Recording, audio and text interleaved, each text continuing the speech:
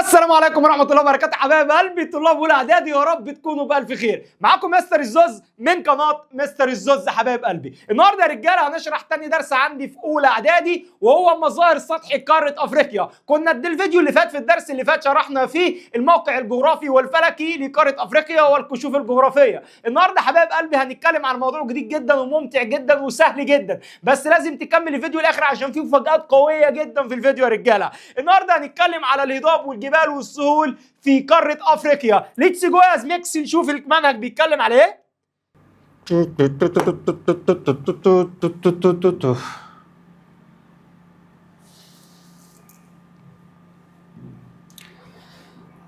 الدرس عندي يا صديقي اسمه مظاهر سطح قارة افريقيا. اسمه يا صديقي مظاهر سطح قارة افريقيا. ايه هو مظاهر سطح قارة افريقيا؟ يعني هتكلم يا حبايب قلبي على الهضاب وهتكلم على الجبال وهتكلم على السهول. بيقول لي تضاريس قارة افريقيا تتنوع مظاهر سطح قارة افريقيا حيث تضم القارة مجموعة من الهضاب والجبال والمنخفضات والسهول. يبقى انا يا رجاله النهارده هتكلم على الاشكال التضاريسية اللي موجودة في قارة افريقيا. ليتس جو حبيب قلبي الزوز، حبيب قلبي الزوز من جوه اللي بينور والله العظيم الزوز لما بيجي يتفرج عليه. يلا حبايب قلبي نخش على الهضاب. اول حاجه صديقي هتكلم على هضاب قاره افريقيا. بيقول يا صديقي معلومه ليك يا حبيب قلبي ان قاره افريقيا بيسودها المظهر الهضبي. قاره افريقيا يسودها المظهر الهضبي. يعني ايه الكلام ده يا حبيب قلبي؟ يعني قاره افريقيا فيها هضاب كتير قوي يا مستر. قاره افريقيا فيها ايه؟ هضاب كتير قوي يا مستر. بيقول لي اغلب سطح قاره افريقيا يتكون من هضاب واسعه. يبقى اغلب سطح قاره افريقيا يتكون من هضاب واسعه. يبقى معظم قاره افريقيا فيها هضاب واسعه كتير. بيقول لي اول هضبه يا زميكس اسمها هضبه شمال افريقيا. هضبه شمال افريقيا موجوده في الجزء الشمالي للقاره الافريقيه. موجوده في الجزء الشمالي للقاره الافريقيه. يبقى اول هضبه عندي يا حبيب قلبي هضبه شمال افريقيا تقع شمال القاره. طبيعي يا مستر. هضبه افريقيا الشماليه موجوده فين؟ في شمال القاره. بديهي. وتعدي مصر جزء منها. تعدي مصر جزء منها. يبقى مصر جزء من الهضبه. مصر جزء منين؟ من الهضبه. تمتد يا زوز حبيب قلبي يا اخويا هضبه افريقيا الشماليه دي منين بقى يا عم زياد؟ يا عم كلين خلاص بقى، يلا بقى حرك بقى ما تقرفناش. حرك يابا. الله. ايوه كده يلا. هضبه افريقيا الشماليه يا زوزه. بيقول لها حبيب قلبي اخوك من جوه تقع شمال القاره وتعد مصر جزء منه. طب الموقع الجغرافي يا صاحبي بتاع هضبه افريقيا الشماليه يا صاحبي. بيقول لها حبيب قلبي الزوز. بيقول لها صديقي شمالها البحر المتوسط. شمالها البحر ايه؟ المتوسط. طب جنوبها وسط افريقيا. جنوبها وسط ايه؟ افريقيا. يبقى شمالها بحر متوسط. شمالها بحر متوسط. طب جنوبها وسط افريقيا. طب شرقها بقى يا زوزة؟ شرقها جبال البحر الاحمر. جبال البحر الاحمر. يبقى الشرق بتاعها ايه؟ جبال البحر الاحمر. طب غربها يا قلب اخوك من جوه المحيط الاطلنطي. المحيط ايه؟ الاطلنطي. تاني الموقع الجغرافي لهضبة افريقيا الشمالية شمالها البحر ايه؟ المتوسط. شمالها البحر ايه؟ المتوسط. طب جنوبها ايه؟ وسط افريقيا. جنوبها ايه؟ وسط افريقيا. طب شرقها ايه؟ سلاسل جبال البحر الاحمر. سلاسل جبال البحر الاحمر. طب غربها ايه؟ المحيط الاطلنطي. خلصنا روقنا. تابعنا على قناه الزوز واوعى تنسى عشان لو ما عملتش مشاركه للفيديو هزعلك. يلا يا حبيب قلبي كله يركز معايا يا حبيب قلبي. يلا يا اخواتي نخش يا رجاله. عايزين بقى نوصف قاره او هضبه افريقيا الشماليه دي يا عم زياد. تعال نوصفها كده مع بعض يا عم زياد. هي هضبة عظيمة الاتساع. هضبة عظيمة الاتساع يعني هضبة واسعة. بس خد بالك هي واسعة بس مش عالية. هي واسعة بس ايه؟ مش عالية. يبقى تاني هضبة افريقيا الشمالية هضبة عظيمة الاتساع. هضبة عظيمة الاتساع يعني هي واسعة قوي لكن مش عالية. ما فيهاش علو. هي كبيرة وواسعة بس ما فيهاش ايه؟ علو. يبقى هضبة عظيمة الاتساع وقليلة الارتفاع. مش مرتفعة بس واسعة. تمام يا رجالة؟ يبقى هضبة عظيمة الاتساع وقليلة الارتفاع وتنحدر تدريجيا نحو الشمال حتى تلتقي بسواحل البحر ايه؟ المتوسط. تلتقي بسواحل البحر الايه؟ المتوسط. تعالى كده اما نشوف، تعالى كده اما نشوف يا قلبي. بصوا هي منحدره هنا عند سواحل البحر ايه؟ المتوسط. تمام يا حبايب قلبي؟ كله بقى يركز كده معايا يا رجاله. تعال نشوف كده الظواهر الجغرافيه المنتشره في الهضبه دي. بيقول لي عندي جبل العوينات على الحدود بين مصر وليبيا والسودان، يبقى فيها جبل العوينات ما بين 3 دول، مصر ليبيا السودان. جبل العوينات ما بين 3 دول، مصر ليبيا السودان. جبل العوينات ما بين 3 دول، مصر وليبيا والسودان. جبل العوينات ما بين 3 دول، مصر وليبيا والسودان. فيها منخفضات زي منخفض القطارة في مصر، فيها واحات زي واحد سيوة في مصر، وواحد جوف في ليبيا، واحد سيوة في مصر وواحد الجوف في ليبيا. يبقى فيها العديد من الواحات زي واحد سيوة في مصر، واحد الجوف فين؟ في ليبيا. فيها الصحراء الكبرى التي تعد أكبر صحاري في العالم. فيها الصحراء الكبرى التي تعد يا مستر أكبر صحاري في العالم. تاني يا زوزة، يبقى الظواهر الجغرافية المنتشرة يا قلب أخوك الزوز إيه هو تاني؟ عندي جبل العوينات على الحدود ايه؟ الليبية والمصرية والسودانية. الليبية والمصرية والسودانية. فيها منخفض ايه؟ القطارة موجود في مصر. فيها الواحات واحد سيوة في مصر، وواحد الجوف في ليبيا. واحد سيوة في مصر وواحد الجوف في ليبيا. عندي الصحراء الكبرى التي تعد اكبر صحاري ايه؟ العالم. تعالى اما نشوف الكلام ده قلب اخوك على الخريطه كده يا قلبي. يلا يا رجالتنا. بيقول له يا صديقي جبل العوينات موجود اهو، موجود بين الحدود ايه؟ السودانيه والليبيه والمصريه. طب منخفض القطاره اهو موجود فين؟ موجود في مصر. طب واحد سيوه اهو موجوده فين؟ موجوده في مصر. طب جوف ايه؟ مش دي ليبيا؟ مش دي الحدود الفاصله ما بين مصر وليبيا؟ يبقى دي موجوده ايه؟ في ليبيا. وادي الصحراء الكبرى يا رجاله. في مشكله يا اخواتي، ودي اكبر صحراء. يلا حبايب قلبي كله يصلي على الرسول كده يا رجاله. اللهم صل وسلم وبارك على سيدنا محمد. حبيبي يا رسول الله صلي على الرسول. اوعى تنسى لا تعمل لايك يلا للمستر الزوز يا. نخش بقى يا اخواتي على هضبه الحبشه او الهضبه الاثيوبيه. هضبة الحبشة والهضبة الأثيوبية. قال لي هضبة الحبشة موجودة فين دي يا عم الزوز؟ موجودة في شرق قارة أفريقيا. يبقى هضبة الحبشة أو الهضبة الأثيوبية أديني بقرب منك وبقول لك موجودة في شرق أفريقيا. يبقى هضبة الحبشة موجودة فين؟ في شرق أفريقيا. هضبة الحبشة موجودة فين؟ في شرق أفريقيا. هضبة الحبشة موجودة فين؟ في شرق أفريقيا. حلو الكلام. وصفها قال يا صديقي هضبة الحبشة مالها؟ تعد أعلى هضاب القارة. تعد أعلى هضاب القارة. يبقى هضبة الحبشة مالها؟ أعلى هضاب القارة. تاني يبقى هضبة الحبشة مالها؟ أعلى هضاب القارة. تمتاز بخصوبة تربتها. تمتاز بخصوبة تربتها. تاني يبقى هضبة الحبشة أعلى هضبة في قارة أفريقيا. بس كده أقول لك لأ، دي تربتها خصبة يعني صالحة للزراعة. تربتها ايه؟ خصبه صالحه لايه؟ للزراعه. طب بقول لك ايه؟ ازاي هضبه وتربتها خصبه وازاي بيتزرع عليها؟ اقول لك يا صديقي لان اساسها معمول من طفح بركاني. لما حصل براكين وانفجارات بركانيه الهضبه اتعملت، فالرماد البركاني اللي بيخرج من البركان ده تربه بيخلي التربه خصبه فبيخليها صالحه للزراعه دي جدا. يبقى تمتاز بخصوبه تربتها بسبب الطفوح البركانيه. يبقى هضبه الحبشه موجوده فين؟ موجوده في شرق القاره. تربتها ايه؟ خصبه. خصبه ليه؟ بسبب الطفوح البركانيه. فده ساعد على قيام حرفه ايه؟ الزراعه ونشأة الحضارات القديمه فين؟ في اثيوبيا. تعد هضبة الحبشة المنبع الموسمي لنهر النيل. هضبة الحبشة المنبع الموسمي لنهر النيل. ليه؟ ليه موسمي؟ بسبب سقوط الامطار في فصل الصيف. يبقى هي مش دايمه، هي موسميه بس في فصل الصيف بسبب انهمار وسقوط ايه؟ الامطار. كله يركز معايا يا حبيب قلبي. بام بام بابا بام بام بابا بام بام بام.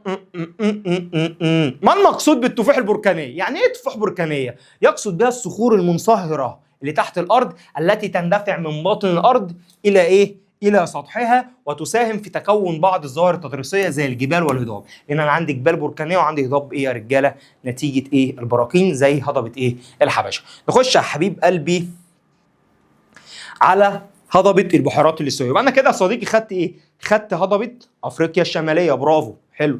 تاني هضبة خدتها ايه؟ هضبه الحبشه اللي هي الهضبه الاثيوبيه اللي موجوده في شرق القاره.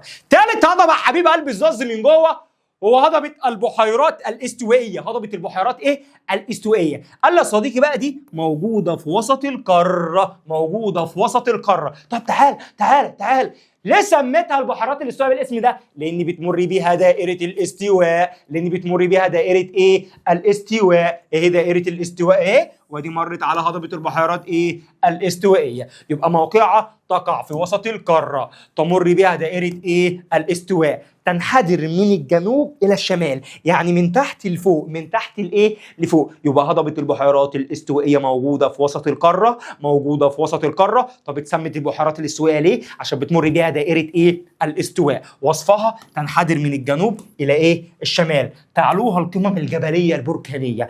يبقى هضبه البحيرات الاستوائيه تعلوها القمم الجبليه ناتجه عن البراكين. تعد المنبع الدائم لنهر النيل ليالا. امال ليالا هضبه الحبشه كانت منبع ايه؟ منبع موسمي. لكن البحيرات الاستوائيه هي منبع دائم لنهر النيل. ليه منبع دائم؟ لان امطارها تسقط طوال العام، امطارها تسقط طوال العام، امطارها تسقط طوال العام. تاني هضبه الحبشه منبع موسمي، هضبه الحبشه منبع موسمي، بحيرات استوائيه منبع دائم، بحيرات استوائيه منبع دائم. طب هضبه الحبشه منبع موسمي ليه؟ لسقوط الامطار في فصل الصيف، سقوط الامطار في فصل الصيف، سقوط الامطار في فصل الصيف. طب البحيرات الاستوائيه منبع دائم لنهر النيل ليه؟ بسبب سقوط الامطار طوال العام، بسبب سقوط الامطار طوال العام. كمان يا صديقي هضبه البحيرات الاستوائيه دي تكسر بها البحيرات العذبه زي بحيره فيكتوريا. يبقى البحيرات الاستوائيه فيها بحيرات عذبه كتير زي بحيره ايه؟ فيكتوريا. بحيره ايه؟ فيكتوريا، افتكروها بفيكتوريا سيكريت. اوكي يلا حبايب قلبي، بنات يلا تفهم الحوار ده. فيكتوريا سيكريت ده براند يا رجاله، تقريبا بيجيبوا منه بيرفيوم وشنط وحاجات غريبه كده. تمام.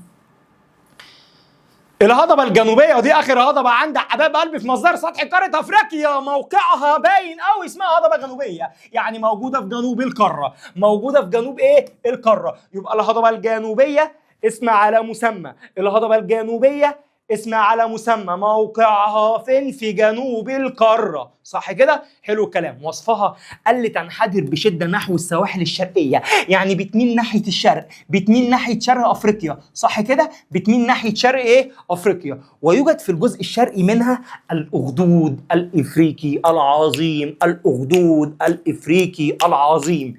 ايه ده؟ يعني من الناحيه الشرقيه للهضبه الجنوبيه في الاخدود الافريقي العظيم. مستر الزوز يعني ايه اخدود افريقي عظيم، او يعني ايه الاخدود اصلا يا مستر؟ قال لك صديقي انا عندي ارضين متوازيين، ايدي دي وايدي دي. حلو الكلام. وفي ما بين ايدي دي وايدي دي في ارض ما بينهم، الارض دي سقطت تحت وقعت. يبقى ده اسمه ايه؟ الاخدود الافريقي العظيم، او اسم الاخدود، مصطلح الاخدود على العموم.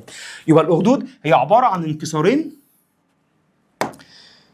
انكسارين متوازيين تهبط الارض بينهم، زي ما قلت لك اهو، ايدي دي وايدي دي. حلو الكلام. وفي حاجه في النص، اللي في النص دي ارض راحت هبطت، والانكسارين زي ما هم، اللي في النص دي ايه؟ هبطت. يبقى ده اسمه ايه؟ الاخدود. اسمه ايه؟ الاخدود. اسمه ايه؟ الاخدود. يعني ايه اخدود يا مستر تاني؟ عباره عن انكسارين متوازيين، عباره عن انكسارين متوازيين تهبط الارض بينهم، تهبط الارض بينهم، يعني الارض بتقع ما بينهم كده. هم انكسارين متوازيين قد بعض في الطول، قد بعض، ايدي دي قد ايدي دي، في ما بينهم ارض، فالارض دي نزلت تحت، يبقى ده كده اسمه الاخدود. اسمه ايه؟ الاخدود. حبايب قلبي طلاب اولى اعداد، اوعوا تنسوا يا صديقي تصلي على الرسول وتترحم على والدتي حبيبه قلبي بالرحمه والمغفره. الاخدود الافريقي العظيم مجموعة انكسارات طولية. التعريف اللي قلته لك يا صديقي هو تعريف الأخدود، لكن الأخدود الإفريقي العظيم ده بصفة خاصة ليه تعريف تاني، مجموعة انكسارات طولية تمتد شرق القارة، تمتد شرق القارة، تمتد شرق القارة، وتتجه بشكل عام من الجنوب إلى الشمال، تتجه بشكل عام من الجنوب إلى إيه؟ الشمال. يبقى ده اسمه الأخدود الإفريقي العظيم. يمتد في شرق القارة بطول 5600 كيلو متر، 5600 كيلو متر، ويعد البحر الأحمر وخليج عدن وخليج العقبة جزء منه. يبقى زي ما أنت شايف كده، زي ما أنت شايف كده يا رجالة، البحر الأحمر وخليج عدن وخليج العقبة دول كل ده جزء من الأخدود الافريقي العظيم. يبقى كل ده جزء من الاخدود الافريقيه يا رجاله العظيم. تمام يا اخواتي؟ تمام يا زوز؟ تمام يا اخواتي؟ تمام يا زوز؟ طيب صلي بينا على الرسول يا رجاله، اوعى تنسى تصلي على النبي يا ابني. اللهم صل وسلم وبارك على حبيبي محمد صلى الله عليه وسلم. نخش يا حبايب قلبي على الجبال. انا كده خلصت يا اخواتي الايه؟ خلصت ايه؟ الهضاب. حلو الكلام. نخش بقى على الجبال. بيقول لي يا صديقي تضم قاره افريقيا مجموعه متنوعه من الجبال. بس قبل ما ابدا الجبال يا صديقي انا عايز اقول لك ايه انواع الجبال اللي عندي اصلا. الجبال اللي عندي 3 انواع: جبال التوائيه وجبال انكساريه وجبال بركانيه. يبقى انا عندي كام نوع يا صديقي؟ 3 انواع: التوائيه، التوائيه، انكساريه، انكساريه، بركانيه، بركانيه. عندي كام نوع يا صديقي من الجبال؟ يلا قول لي معايا، يلا قول اكمل. ايه انواع الجبال ايه؟ يلا قول لي. ايوه ايوه ايوه قول لي. التوائيه، انكساريه، بركانيه. التوائيه، انكساريه، بركانيه. نخش يا صديقي اول حاجه على الجبال التوائيه. يعني ايه جبال التوائيه؟ يعني الجبال دي حدثت او نشأت نتيجه التواء في القشره الارضيه، نتيجه التواء في القشره ايه؟ الارضيه. ادي كده دي انا دي كده عندي ايه؟ دي ازازه، صح كده يا رجاله؟ دي ايه؟ دي ازازه، صح؟ نفتح الازازه دي بس عشان نعرف نتنيها كويس. دي كده الازازه، صح كده؟ القشره الارضيه حصل لها ايه؟ انا كده لويتها، صح؟ حصل لها التواء فعملت قمه جبليه. هي الازازه كده دي الارض، دي الارض كده يا رجاله، ارض منبسطه، صح كده؟ مسطحه. جيت الارض حصل لها ايه؟ حصل لها التواء، عملت كده قمه جبل. مش دي كده قمه جبل؟ يبقى ده كده ايه اسمه ايه؟ جبل التوائي نتيجه التواء في القشره ايه؟ الارضيه، نتيجه التواء في القشره ايه؟ الارضيه. يبقى عرفنا يعني ايه جبال التوائيه يا مستر زوز؟ عرفنا يا صديقي يعني ايه جبال التوائيه؟ هو حصل التواء في القشره الارضيه، حصل التواء في القشره ايه؟ الارضيه. حلو الكلام يا صديقي. يبقى صديقي الجبال التوائيه هي جبال نشأت نتيجه حدوث حركات باطنيه، تمام؟ تعرضت طبقات القشره الارضيه لها، زي جبال الكاب تقع في جنوب القاره. جبال ايه؟ جبال الكاب تقع في جنوب ايه؟ القاره. شايفين جبال الكاب اهي تقع في جنوب القاره. يبقى نوع جبل الكاب نوعه التوائي. نوعه ايه؟ التوائي. يبقى نوع جبل الكاب ايه يا مستر؟ التوائي. نوع جبل الكاب ايه يا زوزه؟ هو التوائي. طيب هل في جبال تانية يا عم زياد جبال توائيه؟ قال لي قال لي عندي جبال اطلس. قال لي عندي جبال ايه؟ اطلس. قال لي عندي جبال ايه؟ اطلس. اطلس اطلس اطلس اطلس يا زوزه. جبال ايه يا اخواتي؟ اطلس. تعالى اما نشوف الكاميرا نازله قد ايه. طيب لا لسه في الدقيقه 18. حلو الكلام. 18 44. حلو الكلام. يلا يا اخواتي، الجبال التوائيه. الجبال التوائيه احنا قلنا يا صديقي عندي جبال الكاب نوع التوائي موجود في جنوب القاره. طب جبال اطلس بقى يا عم زياد؟ قال لي عندي اطلس ايه؟ موجوده في الجزء ايه؟ الشمالي الغربي. موجوده في الجزء الشمالي ايه؟ الغربي لقاره افريقيا. تمتد على طول الساحل الشمالي الغربي للقاره من جنوب المغرب حتى تونس في 3 دول. خدوا بالكم جبال اطلس دي يا رجاله موجوده في 3 ايه دول؟ موجوده المغرب وتونس والجزائر. يبقى جبال الاطلس دي يا عم زياد موجوده في كام دوله؟ موجوده في 3 دول. يبقى جبال الاطلس موجوده في كام دوله؟ موجوده في 3 دول. طب موجوده في انهي اتجاه؟ الشمال الغربي للقاره الافريقيه. الشمال الغربي للقاره الافريقيه. طب يا عم زياد جبال اطلس التوائيه ولا انكساريه؟ قال لي لا التوائيه. طب موجوده في كام دوله؟ قال لي موجوده في 3 دول: المغرب وتونس والجزائر. المغرب وتونس والجزائر. المغرب وتونس والجزائر. طب بص يا عم زياد، بيقول لي يا عم زياد عندي نوعين من الجبال دي: جبال اطلس التل وجبال اطلس الصحراء. جبال اطلس التل وجبال اطلس الصحراء. جبال اطلس التل موجوده في الشمال وهو فوق. طب جبال اطلس الصحراء موجوده في الجنوب وهو تحت. طب في ما بينهم هضبه تسمى هضبه الشطوط. هضبه تسمى هضبه ايه؟ الشطوط. هضبه تسمى هضبه ايه؟ الشطوط. هضبه تسمى هضبه ايه؟ الشطوط. دي ما بين اطلس التل وما بين اطلس الصحراء. هضبه الشطوط دي موجوده في دوله الجزائر. موجوده في دوله ايه؟ الجزائر. طب عايز اعرف اعلى قمه جبليه في جبال اطلس دي كلها. جبل اسمه طوبقال. جبل اسمه طوبقال. جبل اسمه طوبقال. ومكانه في بلاد المغرب. ومكانه في بلاد المغرب. ومكانه في دوله المغرب. في مشكله؟ يبقى تاني الجبال التوائيه نتيجه التواء في باطن الارض فعمل لي جبل التوائي. جميل يا زوزة، جميل يا زوزة. عندي يا صاحبي امثله على الجبال الالتوائيه. اول جبل نوع مثال عندي هو جبل الكاب، موجود في جنوب القاره. طب تاني سلاسل جبليه التوائيه، عندي جبال اطلس، موجوده في كام دوله؟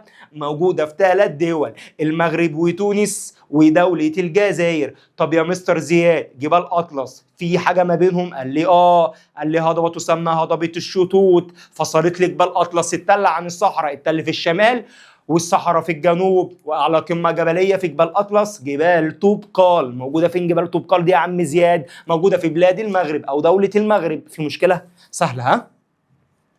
يلا نشوف الكلام ده مع بعض. يا الله، اللهم صل وسلم وبارك على سيدنا محمد. ويا اخواتي، تتكون من سلاسل جبليه منها سلسلتين متوازيتين، هما جبال اطلس التل في الشمال وجبال اطلس الصحراء في الجنوب، وده شفناهم على الخريطه. وتحصر بينهما هضبه الشطوط موجوده في دوله الجزائر. ويعد جبل طوبقال بالمغرب اعلى قمه جبليه في السلسله. يبقى انا كده قفلت لك يا ميكس الجبال يا صاحبي الالتوائيه، وقلت لك ان انواع الجبال الالتوائيه جبل الكاب في جنوب القاره، وسلاسل جبال اطلس في الجزء الشمالي الغربي للقاره الافريقيه.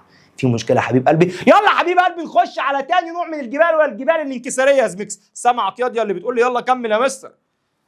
نخش على الجبال الانكساريه يا زوز. الجبال ايه؟ الانكساريه يا زوز.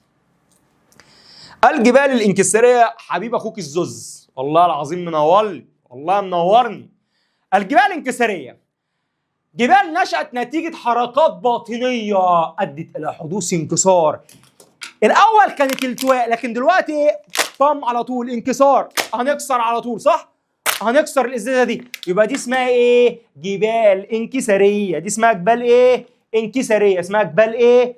انكساريه. يبقى الجبال الانكساريه هي جبال نشأت نتيجه حركات باطنيه ادت لحدوث انكسار. موقعها فين يا عم زياد؟ موقعها في شرق القاره. موقعها فين؟ في شرق القاره، في طبقات القشره الارضيه. طب مثال يا مستر، عندي جبال البحر الاحمر طبعا يا عم زياد، دي نوعها جبال انكساريه. نوعها جبال ايه؟ انكساريه. الامتداد بتاعها يا اخويا، الامتداد بتاعها قال لي تمتد في مصر والسودان. يبقى جبال البحر الاحمر تمتد فين؟ في مصر والسودان واريتريا على ساحل البحر الاحمر، وتعد جزء منها من الاخدود الافريقي العظيم. تاني يبقى تمتد يا مستر كيب ماشي اوكي. طيب انا امسح الاول، كلين سيلكت. اوكي. طيب يبقى الامتداد بتاعها تمتد في مصر والسودان واريتريا على ساحل البحر الاحمر، وتعد جزء من الاخدود الافريقي العظيم. يبقى جبال البحر الاحمر دي جزء من الاخدود الافريقي العظيم. ويعد جبل شاب البنات في مصر اعلى قمه جبليه في السلسله. خدوا بالكم، اعلى قمه جبليه في اطلس في الجبال التوائيه هي طوبقال.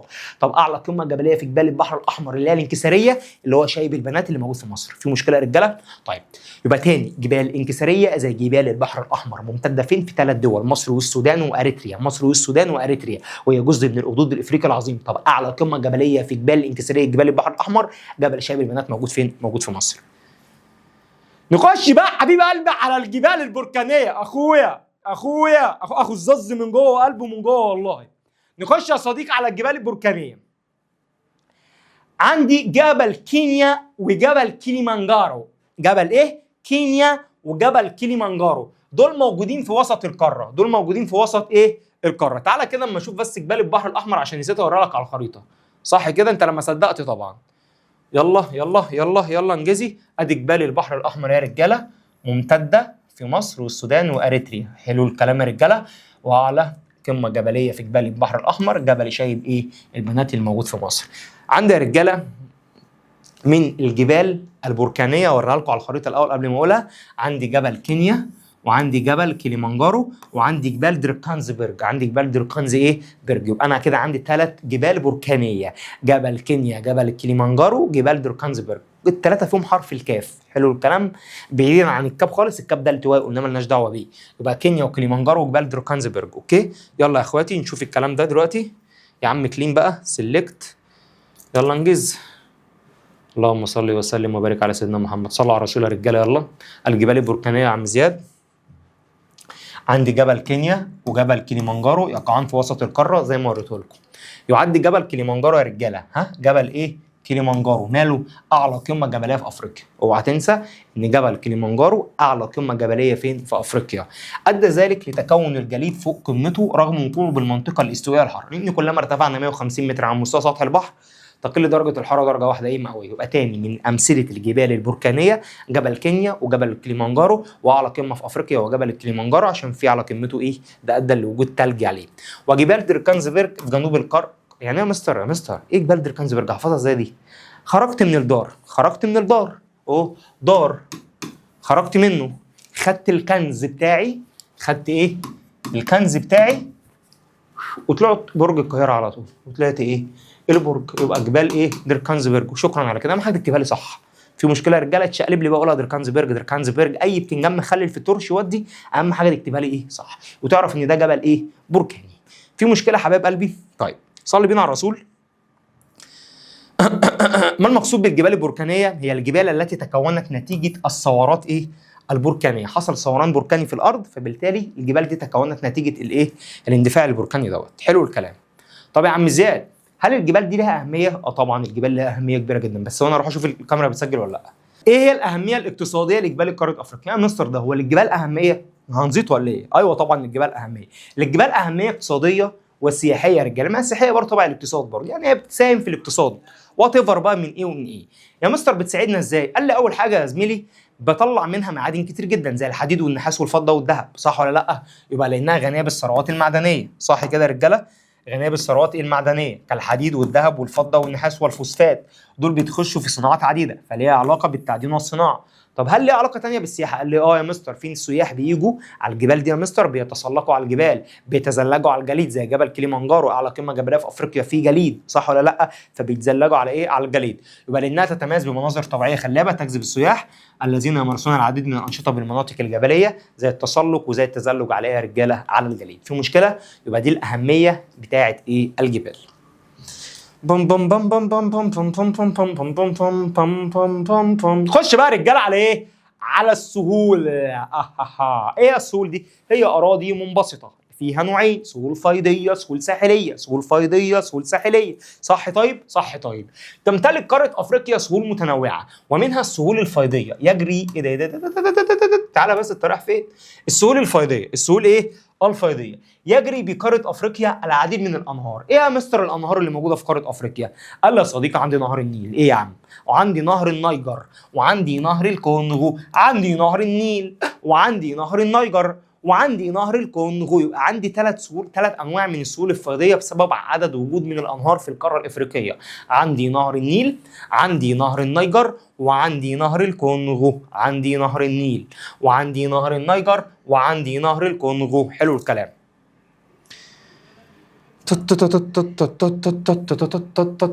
طب بص يا صاحبي، الانهار دي ساعدت على وجود حاجه؟ طبعا يا مستر سهول فيضيه يعني تربه خصبه يعني نزرع فيها، صح ولا لا؟ وقد ساعدت تلك الانهار يا صديقي على تكوين السهول الفيضيه الخصبه الصالحه للزراعه زي سهول وادي النيل. سهول وادي النيل يا مستر تمتد في مصر والسودان وتتميز بخصوبه تربتها التي تكونت من الطمي المنقول من هضبه الحبشه. اوعى تنسى يا صديقي ان هضبه الحبشه هي منبع صح منبع موسمي، لكن هضبه البحيرات الاستوائيه منبع دائم. حلو الكلام. يبقى السهول الفيضيه دي ساعدت على وجود زراعه بسبب التربه الخصبه والطمي اللي جاي من هضبه الحبشه. نخش بقى حبايب قلبي على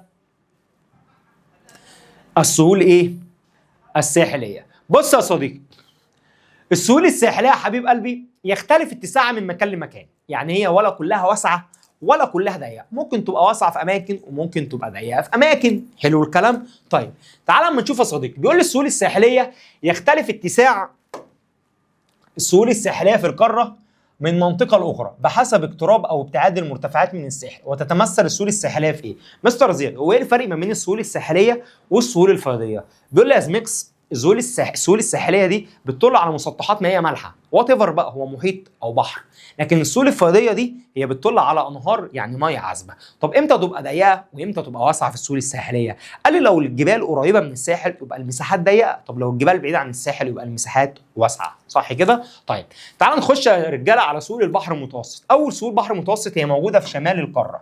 طب تفتكر كده البحر المتوسط فيه جبال؟ قال لي لا. قال لي يا مستر زياد تتسع في شمال مصر وتتميز بوجود النباتات الطبيعية والمحاصيل الزراعية التي تعتمد على الأمطار الشتوية، وتضيق في بلاد المغرب العربي عشان في حتة إيه؟ جبال أطلس. برافو، تضيق في بلاد المغرب العربي بسبب اقتراب جبال أطلس من الساحل. تعال لما نشوف كده الكلام ده ميكس على الخريطة. أنا بحب أشوف الخريطة قوي. بص يا رجالة، دي كده البحر، ده البحر المتوسط صح؟ السواحل دي كده كل الحتة دي واسعه قوي صح ولا لا؟ لان مفيش اي اقتراب لحافات جبال. لكن لو هتيجي تبص في الحته دي كده هنا في ضيق، هنا في ايه؟ ضيق. ليه في ضيق هنا؟ لان في جبال اطلس، في جبال ايه؟ اطلس، فبالتالي حته من ناحيه الشمال الغربي ضيقه، لكن من الناحيه الشماليه ايه؟ واسعه. وانا قصدي هنا بتكلم على سهول البحر ايه؟ المتوسط. بتكلم على سهول البحر ايه يا رجاله؟ المتوسط. بتكلم على سهول البحر ايه؟ المتوسط. يبقى هي واسعه في شمالها لكن ضيقه في حته الشمال الغربي بسبب اقتراب حافات جبال ايه؟ اطلس. بسبب اقتراب حافات جبال ايه؟ اطلس. طب سهول البحر الاحمر، سهول القاره في مصر والسودان واريتريا. انا من توقعاتي يا عم زياد سهول البحر الاحمر يعني جبال انكساريه، يعني في سلاسل جبال زحمه كتير، يبقى ضيقه صح ولا لا؟ يبقى سهول ساحليه ضيقه. سهول ساحليه ايه؟ ضيقه بسبب اقتراب جبال البحر الاحمر من الساحل. بس خد بالك سهول البحر الاحمر دي مميزه لان فيها ثروات معدنيه ومصادر طاقه. تمام كده؟ طيب سهول المحيط الهندي، تفتكر المحيط الهندي ضيق ولا واسع؟ قال لي اختلف والله يا مستر، المحيط الهندي شويه وشويه. قال لي شرق القاره، يبقى سهول المحيط الهندي موجوده في شرق القاره، تختلف من حيث الاتساع. دلل. قال لي تتميز السهول في تنزانيا باتساع، يبقى في تنزانيا واسعه. تنزانيا السهول فيها ايه؟ واسعه. اما في كينيا ضيقه عشان الجبل صح ولا لا؟ يبقى في تنزانيا، يبقى سهول المحيط الهندي في تنزانيا واسعه وفي كينيا ضيقه. يبقى قول لي السهول الساحليه، السهول الساحليه في افريقيا من منطقه المحيط الهندي ضيقه في منطقه تنزانيا. هتبقى الاجابه غلط لان هي واسعه في تنزانيا وضيقه في كينيا. يبقى تتميز السهول في تنزانيا باتساعها، اما في كينيا فهي عباره عن شريط ضيق ينحصر بين الساحل وهضبه البحيرات الاستوائيه كمان. في مشكله يا رجاله؟ يبقى تاني السهول الساحليه بتاعه البحر المتوسط واسعه في الشمال وضيقه فين؟ في الشمال الغربي عشان جبال اطلس. طب السهول الساحليه بتاعه البحر الاحمر مالها؟ ضيقه بسبب اقتراب حافات جبال البحر الاحمر. طب فيها ميزه؟ قال لي غنيه بالثروات والمعادن. طب سهول المحيط الهندي مالها؟ السهول المحيط الهندي قال لي واسعه في اماكن وضيقه في اماكن، واسعه في تنزانيا وضيقه في كينيا بسبب الشريط الساحلي بتاع البحيرات ايه؟ الاستوائيه. نخش يا صديقي على سهول المحيط الاطلنطي وهو موجود في غرب القاره. قال لي بقى دي سهول واسعه جدا، سهول واسعه غنيه بحقولها ايه؟ الزراعيه. في مشكله؟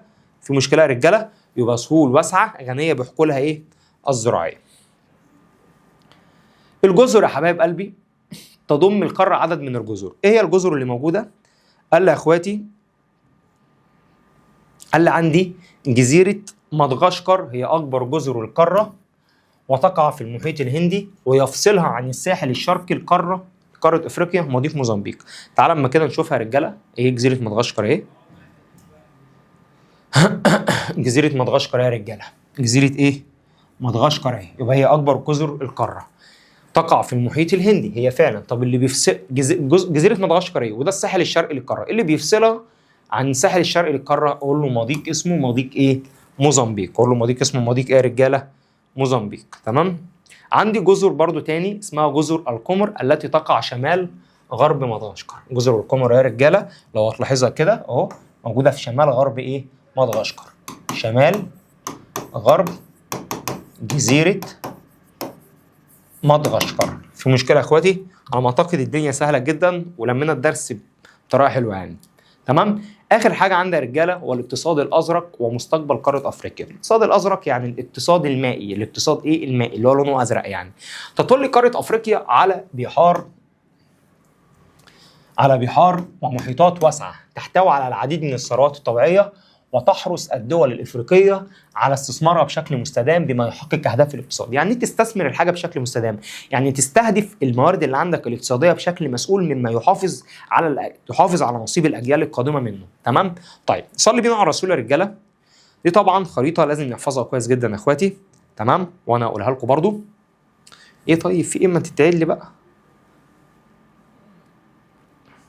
سريعا كده يا اخواتي، ادي دي هضبة افريقيا الشمالية. لو قال لي هنا واحة تبقى واحد جوف في ليبيا، هنا واحد سيوة في مصر، هنا منخفض القطارة في مصر، جبل شاب البنات ده اعلى قمة جبلية في جبال البحر الاحمر موجود في مصر، هنا جبل عوينات اللي موجود في 3 دول، مصر، السودان، ليبيا. عندي دي الصحراء الكبرى، عندي ده نهر النيل، ده جبال البحر الاحمر. تمام. دي هضبة الحبشة اللي هي المنبع الموسمي، هضبة البحيرات الاستوائية موجودة في وسط القارة اللي هو المنبع الدائم. ودي بحيرة فيكتوريا، ودي الهضبة الجنوبية. تمام. وده جبل طبقال أعلى قمة في جبال أطلس، ودي جبال أطلس. وده هضبة الشطوط اللي بتفصل ما بينها وما بين جبال إيه؟ أطلس. وده المحيط الهندي، وده المحيط الأطلنطي. وده جبل كينيا، جبل كيليمانجارو. تمام. جبل كينيا وجبل كيليمانجارو. وده جبل دركانز ايه بيرك، وده انواعها جبال بركانيه. وده جبل الكاب اللي هو مع اطلس نوعه التوائي. في مشكله يا رجاله؟ طيب. ما المقصود بالاقتصاد الازرق؟ يعني استثمار الموارد المائيه بشكل مستدام لتحقيق التنميه المستدامه والقضاء على الفقر وتحقيق الاكتفاء الذاتي، انك تقضي على الفقر وتنتج انت عشان تحقق اكتفائك انت وما تحتاجش لاي حد، مع المحافظه على النظام ايه البيئي. وبكده يا حبايب قلبي اكون خلصت تاني درس في اولى اعدادي اللي هو مظاهر سطح قاره ايه افريقيا. القاكم في الدرس الثالث يا رجاله حبايب قلبي. ما تنسوش تعملوا سبسكرايب للقناه وتترحموا على والدتي بالرحمه والمغفره. السلام عليكم ورحمه الله وبركاته.